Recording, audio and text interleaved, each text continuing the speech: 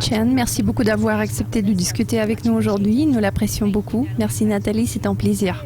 D'accord, parlons des emplois australiens. C'est le deuxième mois consécutif de croissance stable. Quels sont les secteurs économiques dont l'expansion y contribue le plus ? Les secteurs qui se portent le mieux en ce moment sont ceux qui sont sensibles au taux d'intérêt. Nous nous attendons à de bonnes nouvelles du côté du secteur de la construction, du commerce de détail et de l'immobilier.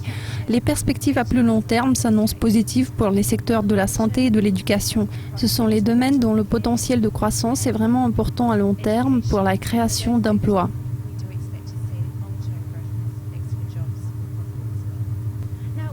Où en sommes-nous avec l'ajustement saisonnier ? Cette question fait l'objet de vives discussions depuis quelques mois. Oui, tout à fait, il y a eu pas mal de discussions autour de ce sujet, voire une vraie polémique. C'est vrai qu'il y a eu d'innombrables révisions de données. Je ne me souviens même plus combien de fois l'on a fait modifier les données. En effet, ça signifie tout simplement que ces données doivent être interprétées avec prudence. Il faudra du temps pour définir l'influence exacte du facteur saisonnier. Nous devons tous être prudents lors de l'interprétation de l'annonce. Nous nous concentrons sur les données de base pour éliminer une partie de la volatilité. Il faut également regarder d'autres données importantes de l'emploi, telles que les offres emploi par exemple. Vous faites appel à la prudence. Que pouvez-vous dire sur les données du travail occasionnel ? Certains estiment qu'elles peuvent conduire à des distorsions. Les jobs occasionnels figurent aussi dans les données de l'emploi. Il s'agit quand même de l'embauche, même si elle est assez courte. Dans certains cas, ce type de travailleurs cherche à travailler plus.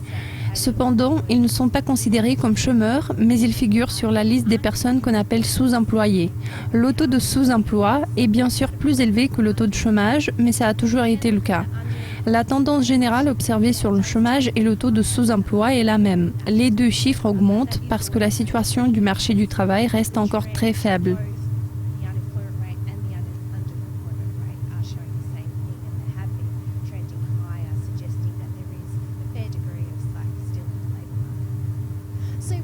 Compte tenu de tout ce qui précède, comment évaluez-vous les données de l'emploi de jeudi ? Nous attendons à une augmentation de 15 000 dans la création d'emplois et compte tenu des 46 mois antérieurs de déclin, c'est une croissance modérée. Ce ne sera pas suffisant pour compenser l'accélération du chômage parce que la population augmente toujours, donc nous anticipons une légère augmentation du chômage de 6,2 à 6,3%.